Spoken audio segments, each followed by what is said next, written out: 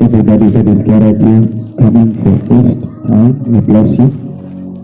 If you've been here from yesterday, we also bless you. And I greet the seminarians, hallelujah.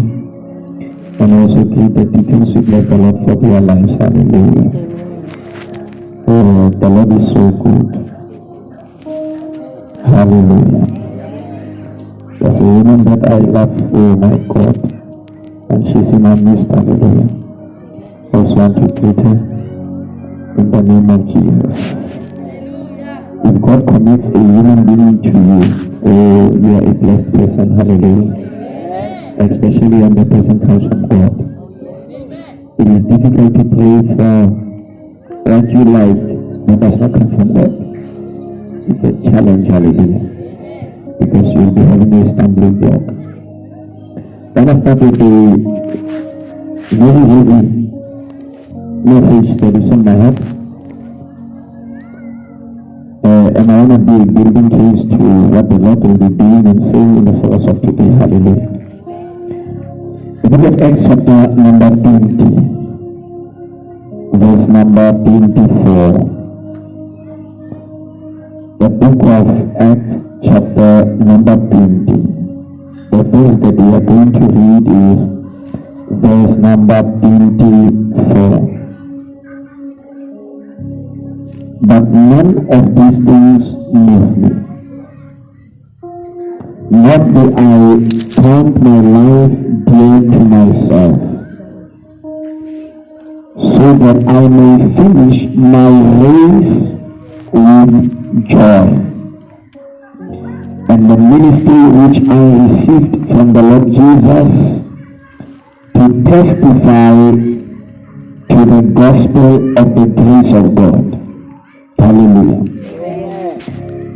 Apostle Paul, verses prior to that, opens up with so much of a tribulation and affliction that awaits him. Hallelujah. Verse number 22 is saying, and see now I go bound in the spirit to Jerusalem, not knowing the things that will happen to me there, except that the Holy Spirit testifies in every city, saying that the chains and tribulation await me. And then in verse number 24, he says, none of these things move me. Sometimes life was a way of presenting chains, a way of presenting trials and tribulation, a way of presenting affliction and condemnation. Life was a way of bringing us into situations that don't bring joy to our hearts. Hallelujah. It has a tendency of taking away peace, of taking away joy, of taking away fullness of life. It has a tendency of leaving us at a place and in a position where we are broken. It is true that the world is broken. It is so much broken that if we try to restore each person at least seated here and those under the sound of our voice, there will be finite and minute pieces that are broken in their lives that will not be able to be picked up by human hands, also by scientific instruments, to try to restore that person. The project of human restoration into the purpose of God, into the plan of God, is quite a difficult task. Because even so, in the process of restoration, we undergo the breaking point. Even when one area is being restored, yet one area is falling apart. If somebody is growing spiritually, they might undergo a financial problem. Or if somebody is sorted out financially, they might undergo an emotional and a psychological problem. It is almost unavoidable to avoid pain. It's almost unavoidable to avoid hurt. Almost unavoidable to avoid what life brings to us every day. But even so, when life presents and has a tendency and a proclivity to present everything that it presents, there must be one variable that remains constant and remains unchanged.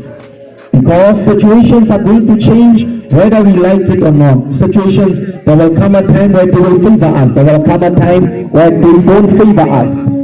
There will come a time where we enjoy seasons, and there will also come a time where we don't enjoy other seasons. There will come a time where we glory in seasons, and there will come a time where we cannot glory in seasons. Now, because situations and circumstances have a tendency of changing, there must be one particular variable that remains the same, that remains untainted, that remains fixed, that remains in one place, and that variable is our faith. We must get to a position and to a place where our faith is rooted in one thing, no matter what life presents to us. We must get to a place where we have arrived at a concept that we call spiritual endowment, when we have spiritual persuasion that we are rooted in Christ and we are not going to move. Because I'm telling you, the kinds of blows that are going to come from life, not only from life, the kind of blows that are going to come from circumstances, situations, from people around, from spirits, from ancestral patterns and generational cycles and hindrances and spiritual limitations and so many curses and forms of witchcraft and challenges that we are faced with every day. Those kind of things that they are going to perpetually be on the journey of coming towards you. Now, one of the gospels that we might try to firmly preach these days is a gospel that pain is not coming, suffering is not coming, tears are not coming, bondage is not coming, hindrance is not coming. But life has a tendency, after doing a certain, giving a certain analytic expression, offering a certain teaching, a certain preaching, life has a tendency by design of balancing the teaching to the truth. And where is the truth? The truth is there are certain things that the kingdom of darkness has designed to come our way.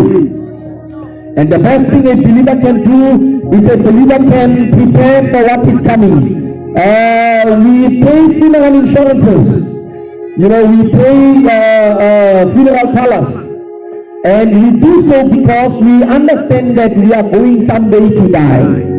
So you don't make the investment in vain. You don't just make the investment in vain. You understand and you are convinced that someday you are going to die. Many people also, walk around with medical aids, and I have no problem with this, but they're just necessary for the kind of illustration that I'm bringing about. Many people would walk around with medical aids, and then while they're walking around with them, that is an insurance, a guarantee that the person knows that one day their health will begin to fall apart, and therefore the person finds it necessary to make an investment on their life, that if their health begins to crumble and fall, they have something to lean on to. I see us having invested literally in every area. Oh, let me touch this one before I forget it. You also realize that there are people year by year, month by month, they are also in societies. And they are paying up because they want to somehow enjoy December when it comes. They will be having a lot of food and quite some remuneration in terms of finances. Right. All of that is a result of us making an investment so that when a time to reap the investment comes, then we are able to enjoy the benefits. Right. Now, the least area that is invested upon is our spiritual life. And because our spiritual life is the least area invested upon, we are suffering most of the time spiritual blows. We are suffering most of the time spiritual challenges, spiritual curses, forms of witchcraft. We are suffering even so how the doctrine and how the gospel was brought to South Africa. It was brought by false prophets. The gospel was brought by false prophets whose motivation was something beyond the gospel or something apart from the gospel, and therefore the gospel was just a foundation of carrying out their motives. So therefore, where we are at now, we're in a place where we are an untaught people. We believe that our faith is not working for us. We are engaging in spiritual exercises, but they are just becoming vain activities. Now, what do we do when life has presented all of the challenges, especially those that are spiritual? Another place where we are at, being presented, being put in front of life challenges and beyond life challenges, spiritual challenges, both from the certain things that we have done that as a result of consequence or repercussion that have ended up as spiritual challenges, but also the things we do not participate in that just are assisted by the kingdom of darkness, and therefore they are attacking us. What do you do? What do you do? What do you do? It is unavoidable. It's inevitable to look for God. It's inevitable to look for God. Now, immediately you begin to look for God by design. When people have been taught that when something begins to fall apart, the first thing to run to, it is run to somebody who is a soothsayer, run to somebody who is a fortune teller, run to somebody who is a false prophet, run to somebody that is, somebody that is a spiritist, run to somebody that is a herbalist, run to a traditionalist, run to all of these things. So we spend our time running, and we spend our time going, and we spend our time doing, and after going to all of these places and all of these, just like the woman with an issue of blood, the Bible says for 12 good years, she was not financially unstable, she was financially stable, but she was blinded. She was blinded by the fact that she thought the capacity of her finances could solve the problem that she had. You know, sometimes you also have the tendency of thinking, you know, when you go to a certain recommended, you know, maybe doctor, Nyanga, or herbalist, or all of these things, that they can work because you are paying something. There are certain things that cannot connect to your finance, that are entirely tied to your spirit.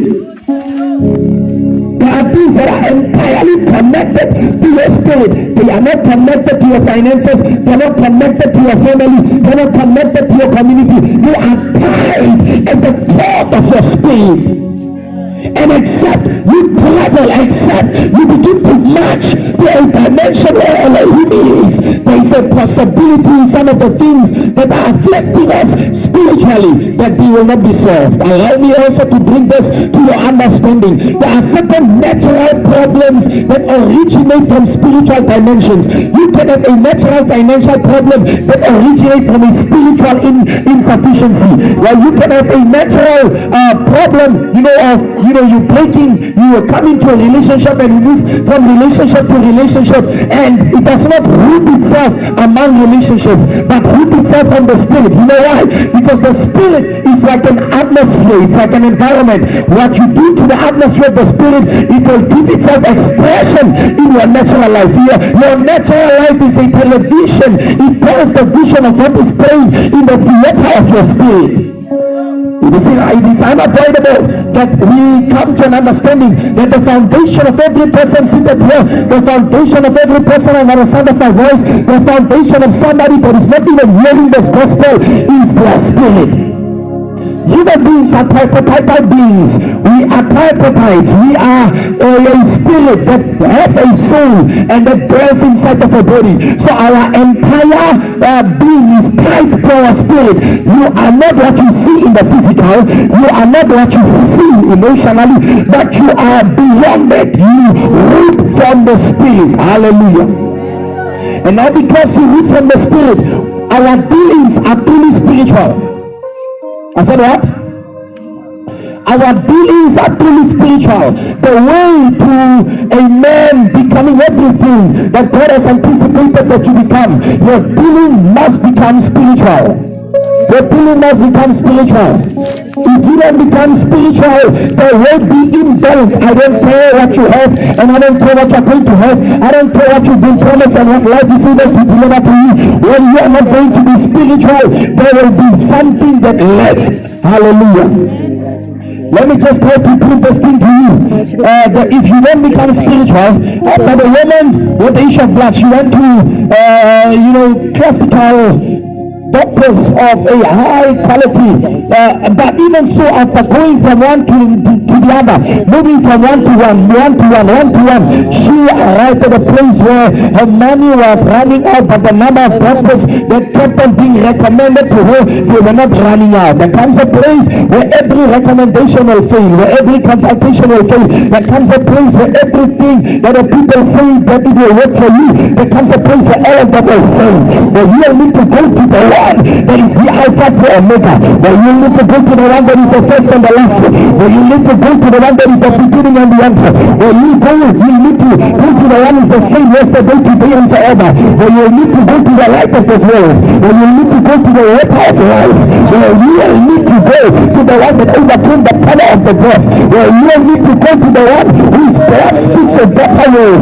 A spoke during the past, speaks during the present, and will continue speaking in the future. But you need to go to the one that if you go to him, his blood is able to wash you and make you whiter than snow. But you need to go to the way the people of the life. But you need to go to the one that came in the spirit of the Lord, that is the end of the law and the beginning of praise. But you need to go to the one that came, that went to the prophets in the Old Testament in the form of the word, and fell upon them in the form of the Spirit, that expressed himself in the form of Jesus. You need to go to Jesus. There comes a time in your life when nothing else that has been recommended works except to try Jesus for yourself. Not even the teaching of Jesus works. There comes a time when somebody says in the name of Jesus, and when they say it does not work, well, you need to travel in the road on a highway of discovering the power of God. There comes a time when somebody's experience of God does not work for you. Well, you need to get an experience of God for yourself. I did not come here to express to you what God is able to do. I came here with a cry in the spirit, and the cry that is upon my spirit, you are saying to me, Son of man, don't you tell them except one gets an experience for themselves. They will read testimonies, they will read testimonies, they will read the scriptures, they will see that nothing is impossible with God, but they will still be died. They will still be stuck. They will still be held up under bondage. They will still be under chains up until they decide that I'm going to take this God by his word. I'm going to take this God by his spirit. Let me already tell you this. The Bible has the best Bible. It has 66 books. It has 1,189 chapters. If you read 150 chapters in one day, you are able to finish the entire Bible in 2 weeks. But God is bigger than 2 weeks. God is bigger than the chapters. God is bigger than the written word. There is a dimension in God where after you read in faith, where experiential knowledge comes in it. God is beyond just looking at understanding of these things that are written. God is spirit, and those who worship him, the Bible says must worship him in spirit and in truth. There comes a time in your life where you need to go to God in the form of the spirit, and you say, God, I'm coming. You can tell him, I know that I am broken, but I am coming to you by my strength. There comes a place where you need to go to God. Where you need to go to God. There comes a time where you need to go to God. And so I heard them preach that they are philosophies up until you practice what has been preached. Lord, I am coming to you by myself. Lord, I am coming to you by myself. There comes a time where you need to ascend. Oh my God, do not think that Elijah just raised up one man and he began to say, let it not rain. Don't be deceived. It took him a prayer of more than 40 days of building up capacity in the spirit, of getting to the place that God has. There comes a time in your life where you hear how fast the testimony of the person was. But I came here with a word of patience. Except you wait on the altar of God, there are certain things that you deeply desire, that you deeply yearn for, that yet cannot be broken. Up until you say, God, I commit myself in your presence, oh God. Up until you say, God, according to Psalm 62, verse number 1, my spirit longs for you, my flesh thirsts for you, like in a dry and in a thirsty land. Up until you cry for Jesus, Jehovah. Up until you cry for Jehovah, up until you yearn for him and say, God, without you I can't do it. And say, God, without you I can't move. Without you I can't see the possibility in this situation of mine. But when you do get there to the point where you experience God, so whatever that you desire is a deep purchase natural for you to be done by God. The Bible says that as a woman in the book of Luke, chapter 18, that's when I say, read it. So she went to the judge and kept on saying, avenge me of mine adversary. The Bible says she kept on saying. When you read verse number 7, you think it happened as fast as you read it.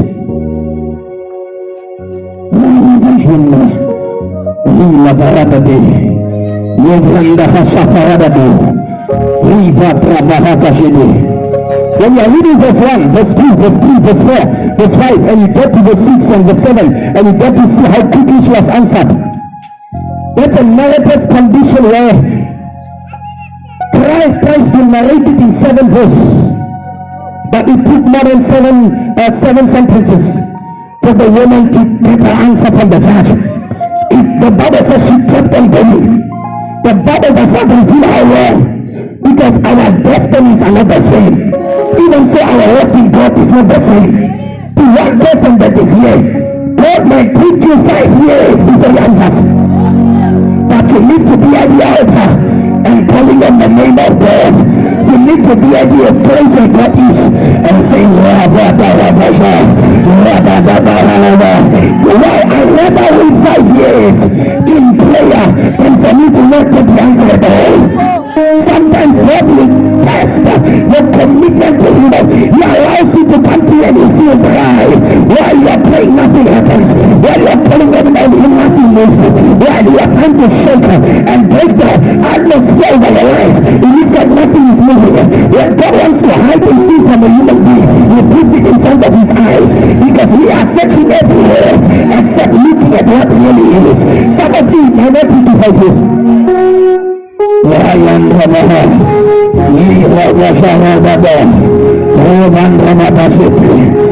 might not be to fight this.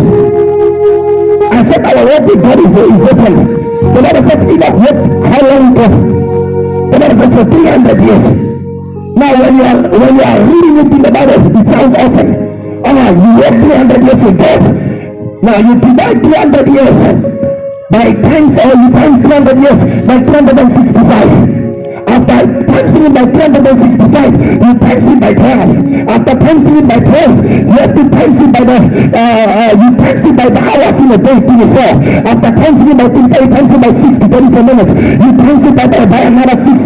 That is the second. You times it by 100. That is the split second. You get to realize how long the man walked. The man did not walk only for 300 years. What you are reading there, the man had needed patience in his life. Your walk with God, if the walk of Enoch took him 300 years, your walk with God might take you 20 years. Hallelujah. Your walk might take you at least 20 years.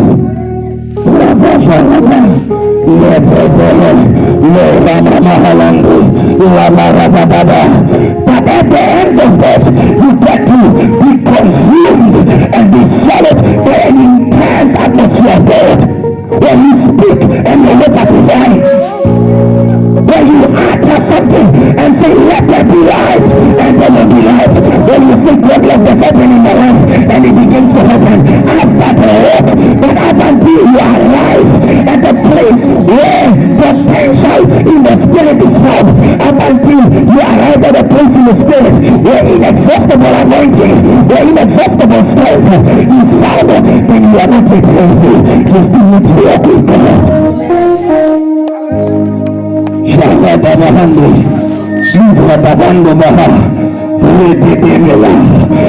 am ready to walk with you.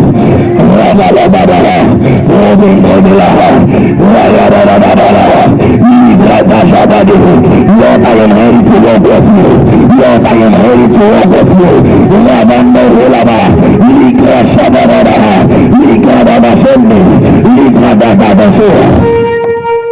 It is not the first as you see in the scriptures.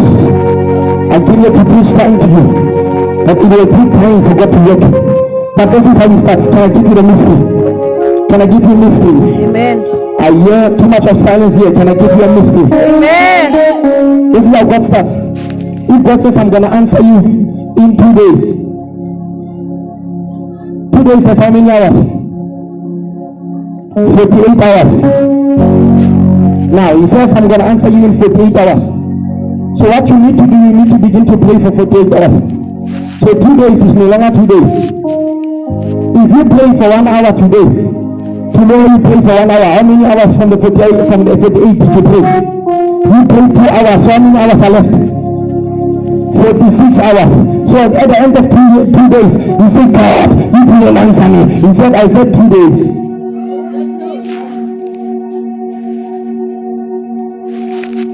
So anytime God gives you a calendar, remember God said to Abraham, your children were going to sleep for how many years? 400 years. But how many years did he go to sleep? 430. What happened? The calendar might not be the calendar that you have. It is normally the calendar of how much time you spend online in the spirit.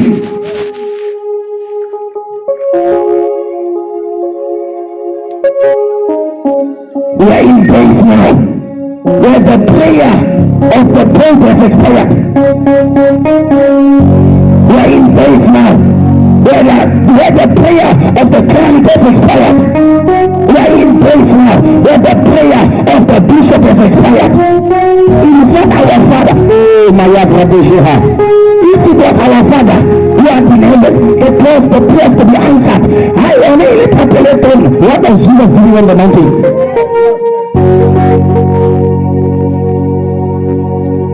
What was Jesus doing on the mountain? Because the Bible says he would pray day and night. You mean he was praying our Father? When the disciples were saying to him, Luke chapter number 11 verse number 1, teach us to pray. You mean they were saying, teach us our Father? You must be giving. There is a dimension where men tell us deeper in God, and God is calling you to that dimension. But up until you put yourself in that, up until you say, I don't count my life anymore.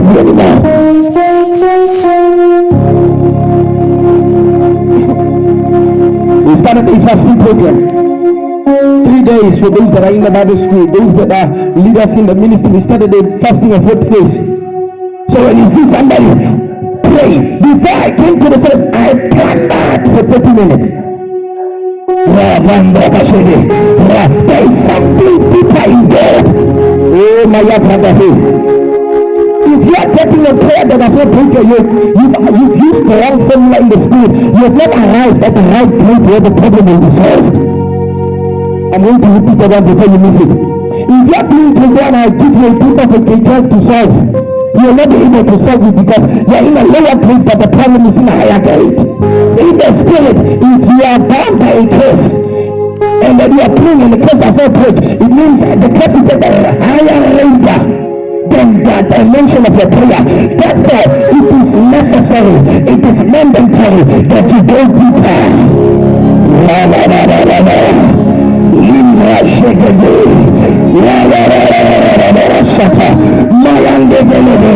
Father, take me deeper. The dimensions I've not seen, the possibilities I've not experienced. Take me deeper, Lord. There are things in the spirit that I've never been. The Bible says in the book of Acts, in the book of Exodus, chapter number 3, verse number 1, it says Moses went to the backside of the mountain, Mount Horeb. Even so, the mountain of God. Moses was 8 years old when he ascended on the mountain of God.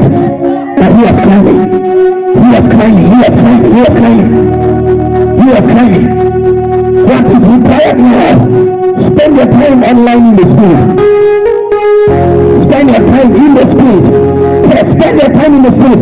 There is a place in the spirit where your problem will just be solved. The Bible says one day Elijah was passing the house of Shunammite woman Elisha. While he was passing there, the Bible says the woman was without child, but after she perceived that he was a prophet, the brother said, make a request. But the request demanded on the spiritual investment of the prophet.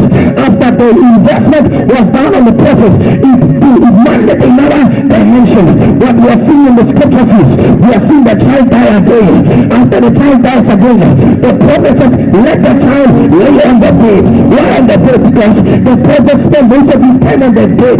The anointing became imparted on the bed. There is a place in the spirit where the anointing gets imparted. There is a place in the spirit where healing gets imparted. There is a place in the spirit where a miracle gets imparted. There is a place in the spirit where breakthrough gets imparted. But what needs to happen? You need to arise and get to the place in the spirit. Because up until you get to the place, the yoke will not be broken.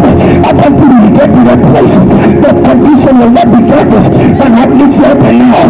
Father, take me deeper. This is not a kind of message where you clap hands for it. There is what we call chemical reaction. Chemical reaction, it is when, at the atomic level, when there is a reaction between substances that causes the entire condition and the entire formula makeup of those elements, of those atoms to be changed. What I'm trying to do by ministering this message, I'm trying to cause a spiritual reaction. I'm trying to cause a stimulation upon your spirit man, that will cause your entire mental makeup when it comes to the things of God to be reshaped. That will cause your entire heart makeup when it comes to the things of God to be changed, shifted and changed. That will cause an entire spirit makeup when it comes to the things of God. So that when you come to God, you don't only pray for 1 minute, you don't only pray for 2 minutes, but to get to the place where breakthrough is produced. There is a dimension in the spirit where all things are possible. But it comes in the levels of your ranking in prayer. It comes in levels of your ranking in prayer. It comes in levels of your ranking in prayer. Hallelujah. So what you need to first do now, before you overcome any satanic power, any demonic influence over your life, over your child, over your body, over your destiny, you need to get the necessary rank to overcome the demonic chapter over your life. Hallelujah. Hallelujah. There's a place where yokes are breaking. There's a place where your entire family will come to Christ. It is called getting rank in the spirit. Take me deeper. Take me deeper. Take me deeper.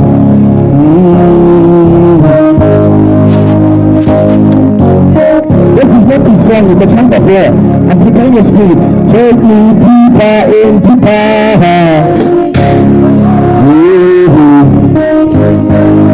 Yeah. Come on, take me.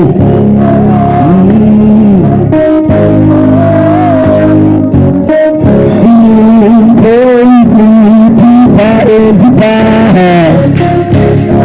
Take me deeper.